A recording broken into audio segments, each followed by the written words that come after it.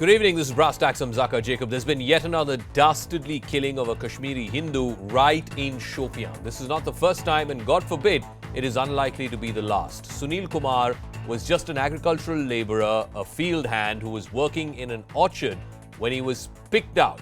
His fault apparently was that he was part of a local Tiranga Yatra. From Rahul Bhatt and Amreen Bhatt back in May to Rajni Bala, who was just a school teacher, to today Sunil Kumar, who was just a farm worker. How long will Kashmiri Hindus have to suffer at the hands of this gruesome and debilitating culture of violence where they are being singled out and killed only because of their religion? But first, the story from Shopian.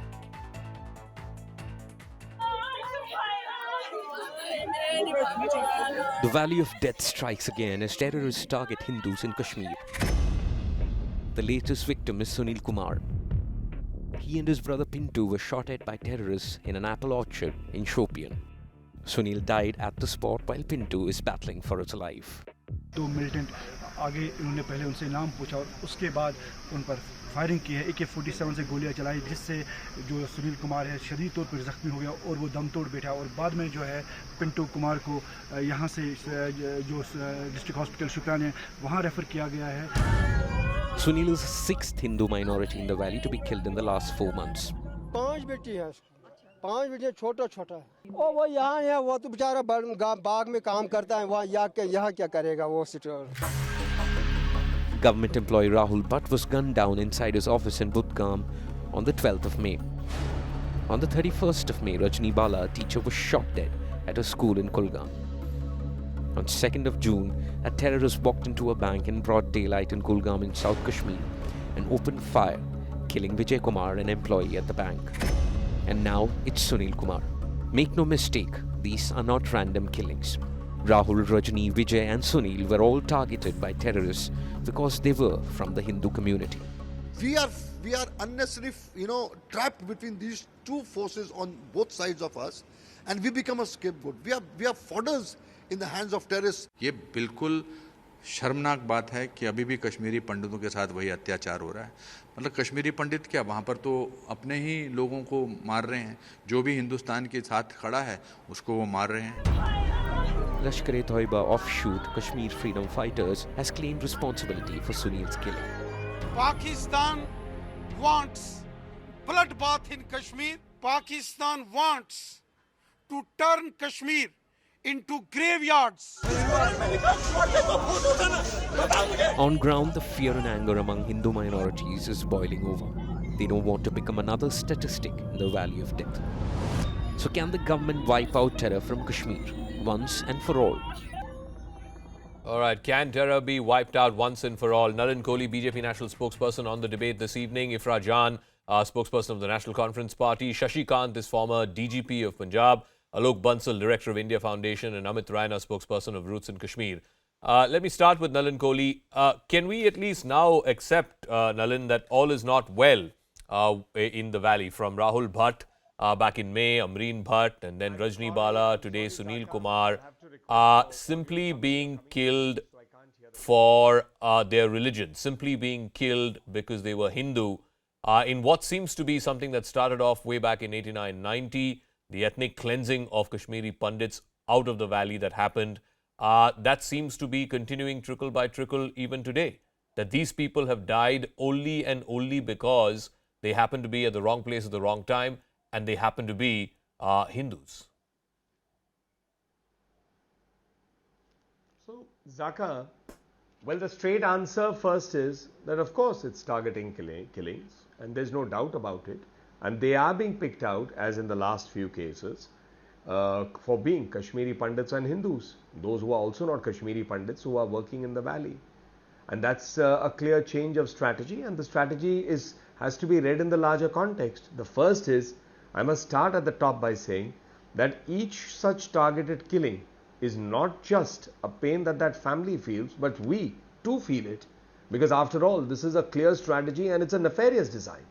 So if I look at the larger picture of it, the situation in Jammu and Kashmir, as you rightly pointed out, there was a whole period which is pre-370, Article 370, And the high point of it is the terrorism we've seen and the ethnic cleansing that took place and the massacre of Kashmiri Pandits and Hindus in the late 80s, early 90s. So that's the first phase. If we now look at it, moving from there, different governments over time have tried to deal with terrorism. In a post-370 situation, there is a sort of an attempt of mainstreaming not just those who had moved out of the valley, which is Kashmiri Pandits, but also the larger population there. And in that context, if you look at what the Honorable Lieutenant Governor had said recently, a couple of days ago and yesterday, is that the Har Ghar Tiranga, the national flag, national anthem, generally in terms of what has happened with the general condition there, whether it's tourism or etc., has been one whole attempt at mainstreaming.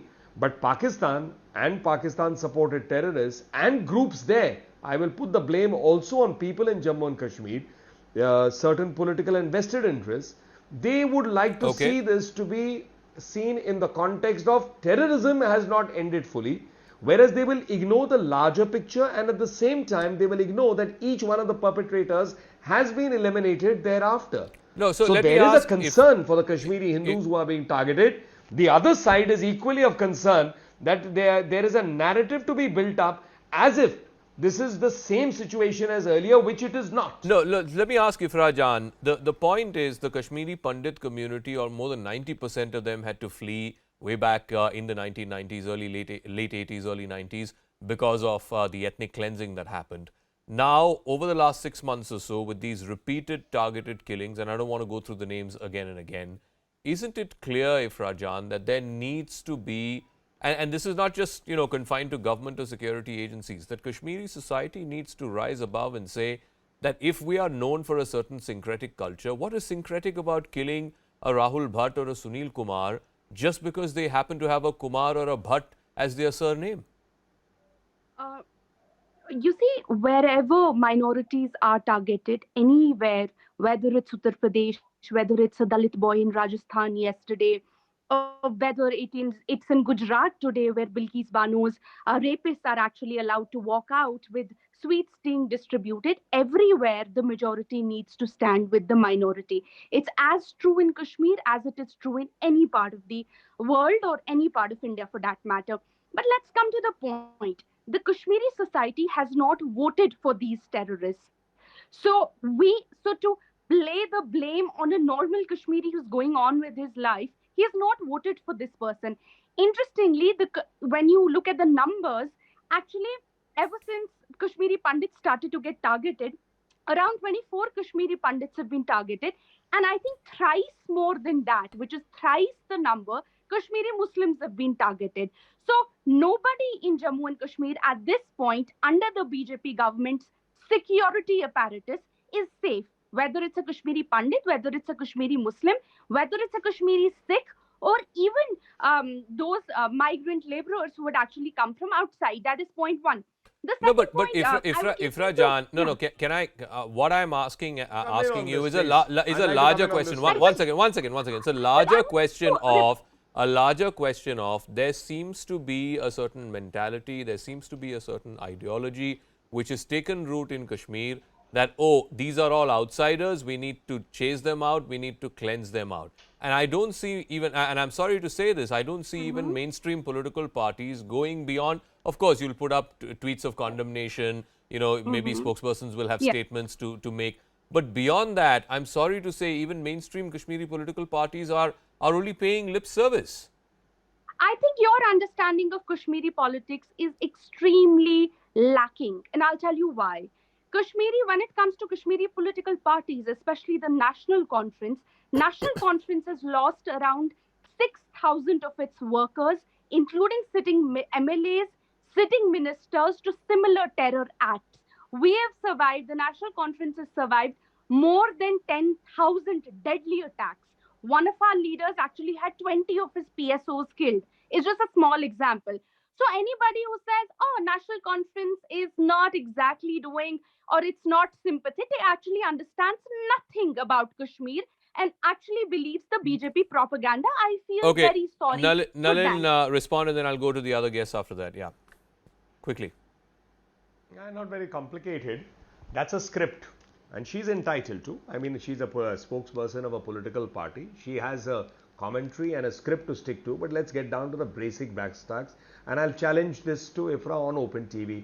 Say she will, or her party will never say Pakistan is the cause of the problem.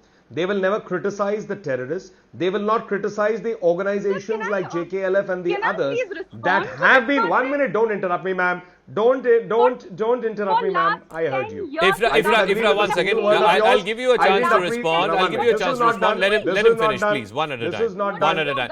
One at a time. Ifra, please. Please. Ifra, I request you. He did not interrupt you. Let him finish, and then I'll come back. I'll circle back to you. Okay. Nalin, quickly though, please. And I disagree.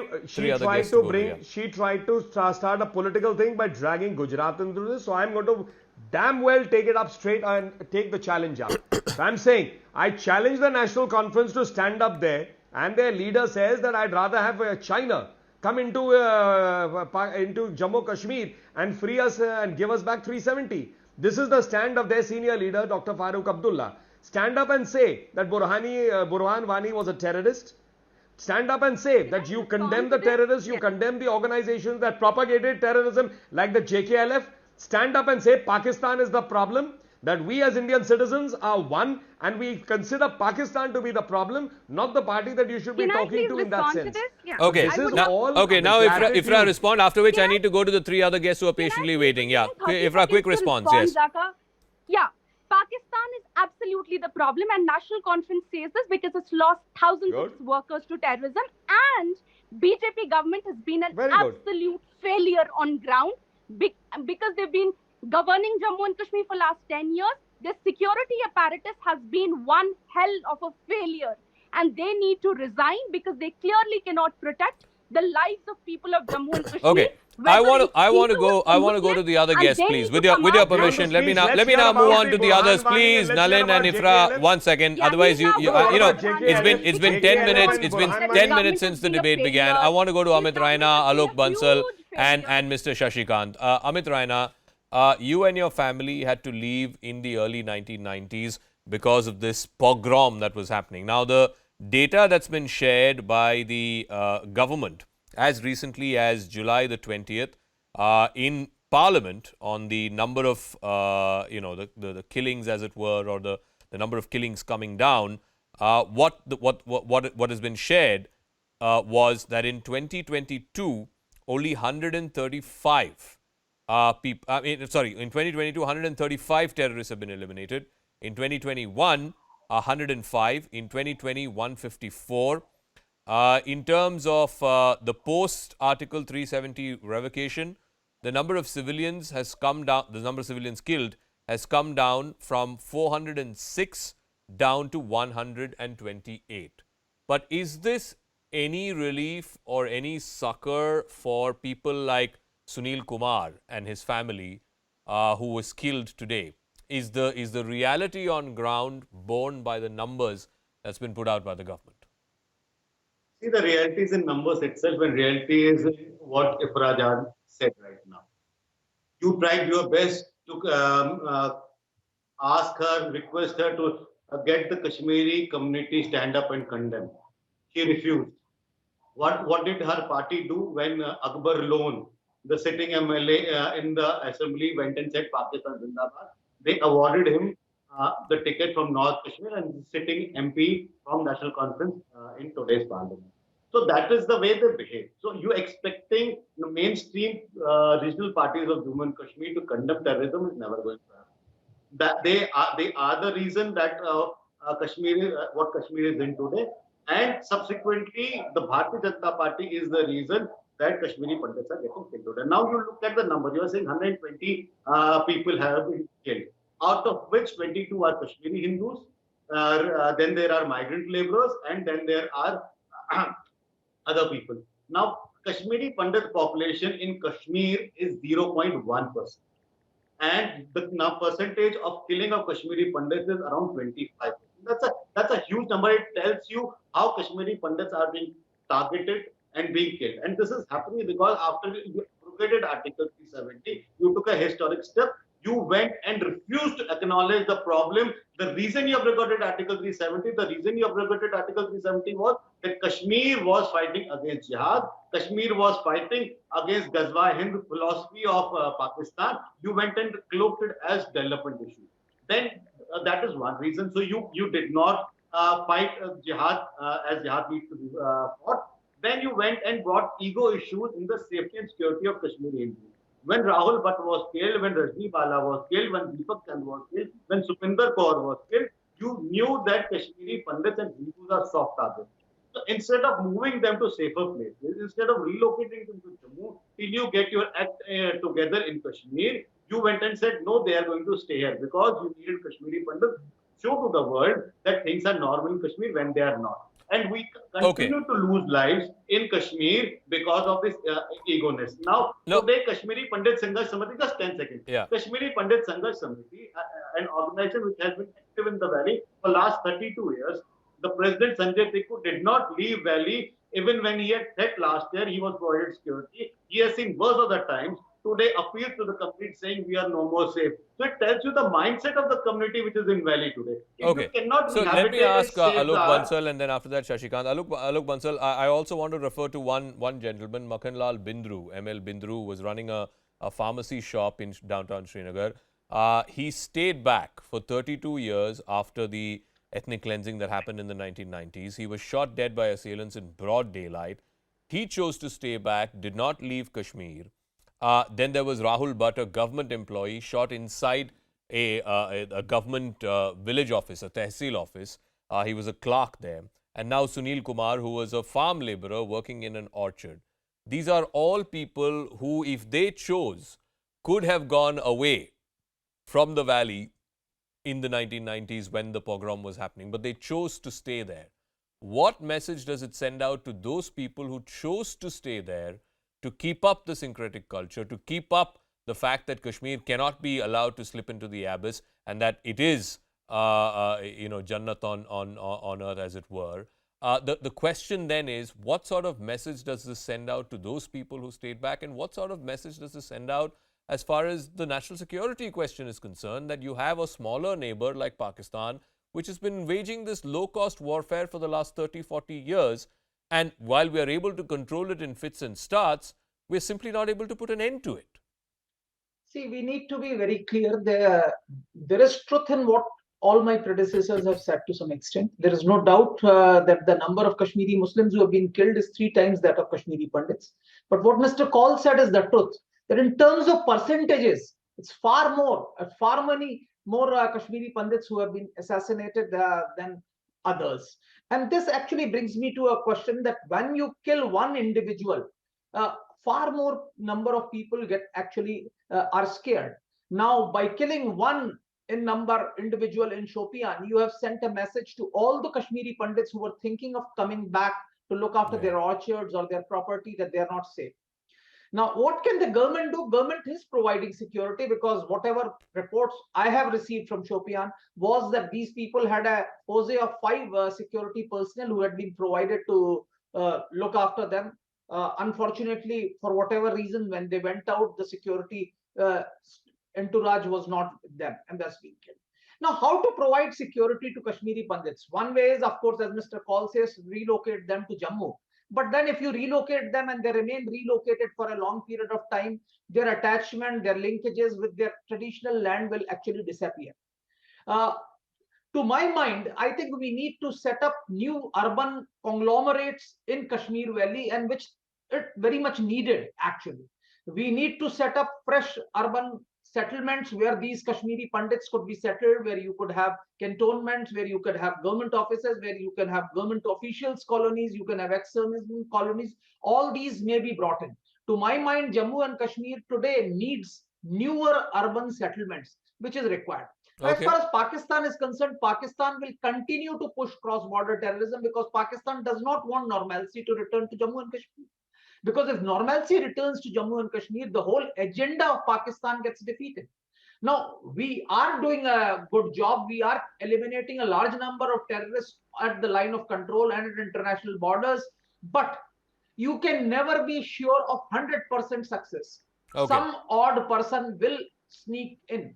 So this process will continue. It is actually regrettable that we had such tragic incidents. But if you see in absolute numbers, the number of violent incidents that have taken place before 5th August 2019 and post 5th August 2019, there is a huge drop. The In numbers fact, have just to come give you down. an Yeah. example, if you Yeah. take No. almost 1,000 days before 5th August 2019 and 1,000 days after 5th August 2019, there is a drastic fall, almost of the to the extent of 50%. Okay, But let me these ask percentages Mr. do not matter. Shashikant, So the because lives lost Kashmir, is life yeah, lost, Kashmir and is, that's yeah, actually a very tragic. Kashmir is not the only state that has seen, you know, decades of this kind of terrorism.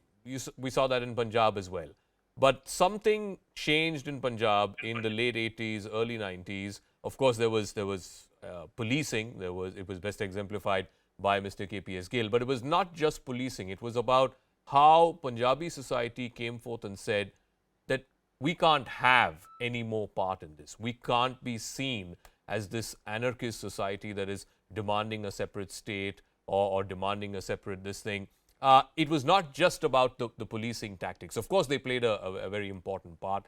But why is it that the Indian state and successive governments, whether they are BJP-led, Congress-led, or local parties-led there in Kashmir, have simply not been able to put an end to this problem in a way that we've managed to do in Punjab, to a great extent?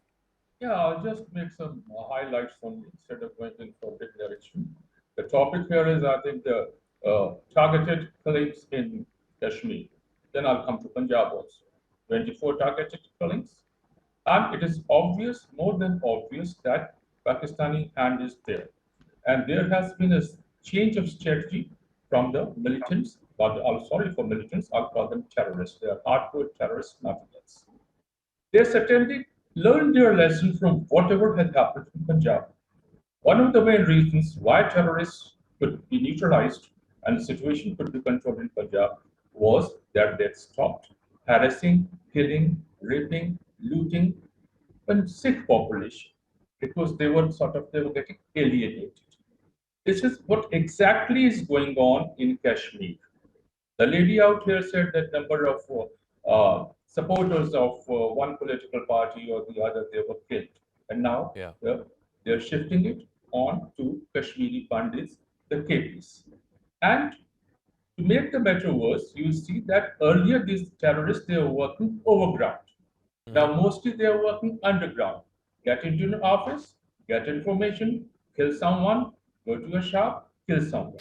And ever since Pakistan has been under sort of pressure from the international community because of this Financial Action Task Force, now they have floated new terrorist organizations because earlier that people have started thinking that, okay, jihadi, this and that means they are terrorists. Now the organization which are working is Resistance Front of Kashmir, Kashmir Tigers, People's and Fascist Front, People's and Fascist Fronts, United Liberation Front.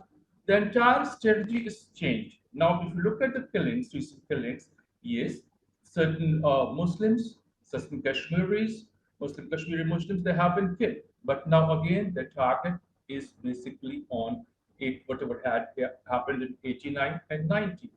And again, I will not call it cleansing. It's basically ethnic genocide where they're just attempting and looking at one particular community, one particular group, and trying to eliminate and trying to kick them out. Now, what had happened? Government of India planned so many. They were talking about some certain conglomeration, certain housing projects in urban sectors. Okay. Number one, they're going slow. Some of them were certainly they came up, but again, from there, people have been migrating out of the state. Now, the entire situation, we have to take this thing into account. Now that there's been a deliberate change in the tactics of the terrorists working in Kashmir, so we have to act accordingly. And I don't know, because the political situation out there is a total mess. Local political parties are not helping in any way the government of India to neutralize, to sort of control the situation. So I think this certainly government of India will also have to think about it. Few factors which have come up, and pressure, of course, has to be put in Pakistan. Or this new organization which has floated, which sound very, very European, like French liberation and this liberation, that liberation. That has to be controlled. Okay, That's what I I want to want to say. go Thank back you. to the political spokespersons, and I'll give the final comments to both Nalin and to Ifra. Nalin, can we at least now conclude that Kashmiri pundits as a community have become refugees in their own land? I talked about Makhanlal Bindru, I talked about Rahul Bhatt, Amreen Bhatt, and of course now today the tragic killing of Sunil Kumar. Why has no government been able to find a solution to this? Yes, you abrogated Article 370. That was great. That was a good step. But what on ground has visibly changed to improve the plight and the lot of the Kashmiri Pandit community? You heard what Mr. Raina had to say earlier. He's saying basically you have brought in these enclaves where Kashmiri Pandits are living, and you've made sitting ducks out of them. And there is a counter view also, which I think I heard on the program, saying that we should create the conclaves. You see, these are different approaches. The fact of the matter is that the question is not related per se to the enclave or the lack of the enclave. The first is to a direct answer to your question is, of course, the Kashmiri Pandits and the Hindus were made refugees in their own land. It happened in 1987, 88, 89, 1991. And the mainstream political parties of the state looked the other way. Some even participated.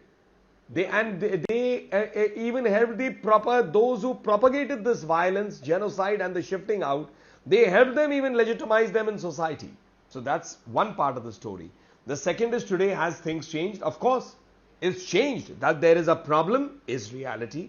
That there are targeted killings is a reality. But there is also a huge change than what it was. There is a full focus which is working on mainstreaming Jammu and Kashmir. It is no longer an isolated enclave in which, courtesy Article 370, the local population and a segment of them and political parties rule to create a separate identity which led to separatism, and which actually is the cause of terrorism and the events that took place in the 80s with its shadow on even today. That today there is, at least in the valley and particularly there, ordinary Muslims and Hindus looking at a normal life beyond the entire period of terrorism, stone pelting, and the terrorists are more and more foreign terrorists being gunned down. The support structure for them is dying out. It's a huge change. But is the problem over? No. We have a journey to do so, and that journey will happen when everyone in Jammu and Kashmir, including the political parties, they stand up in one voice and work in tandem against those who are trying to destabilize Okay, it. Ifra, I'll give you the final word. I don't want to go back into history, but everybody knows who was ruling in Kashmir in 1989 when the exodus of Pandits started happening. But anyway, I don't want to go into a history lesson. I just want a very quick response as to why is it that mainstream parties can't seem to come together to find a solution to this problem. Don't say mainstream political parties. Of course, of course, it is mainstream please let me respond, parties. Zaka, because I'm not going to make a point. Number one, I heard you, Mr. Kohli, speak, and he laid the entire blame on the opposition. And what has the BJP government done for the last 10 years other than being an absolute failure? We did not hear that. Number two, a quick point. In 1989, when for the first time Kashmiri Pandits left en masse, it was the BJP government in the center, in the support of the VP Singh government, and Jammu and Kashmir was ruled by a governor, Jagmohan Malhotra, who was an RSS person. Mohan Malhotra came in on 21st of January 1990. Yeah, he was not there in 1989. Anyway, he was not even he was not there in 1989. Let's leave that aside. He was not there in 89. But please answer my question, ma'am. Let's not go into a history lesson, please. Yeah, answer my question. No, please let me respond. Yes. I would want to say what I have to say. You Yes. can't tell me what I have to say. No, but you can't be factually wrong. You can't be factually wrong. That's all. Yeah. I cannot be shouted down like Yes. this. Yes. So the last attack we saw before the abrogation on Kashmiri Pandits was in 2003. During our government, during National Consensus government, Pakistan was there. The jihadi mentality was there. Everything with the terror setup was there. Yet, in 2010, National Conference came up with a scheme to get Kashmiri Pandits back in support. It was actually devised by the UPA government as well. Our government received 30,000 applications from Kashmiri Pandits saying that they want to come back. and we settled 6,000 Kashmiri Pandit families in the valley under Man, Prime till you were Minister's there, it was package. only And 1,200 jobs. today, Kashmiri Pandits are sitting on a dharna under the BJP government for last Incorrect. 90 days. You are deliberately being saying that we factually want to incorrect. go back. You are deliberately being factually incorrect. Sir, You are deliberately being factually incorrect. लोगों के बारे में You क्या are कहा? lying. You are not being factually incorrect. You are lying and lying through your Spit teeth. out in public. KP You are lying out of your teeth. 6,000 तो अभी भी नहीं है. आपके टाइम पे 6,000 कैसे हो गए थे? 6,000 तो आज भी नहीं है. Even today's number is not 6,000. How was it 6,000 at your time? Has No, very you clearly please said do not that lie. Kashmiri Pandits like Please you do not lie. represent them.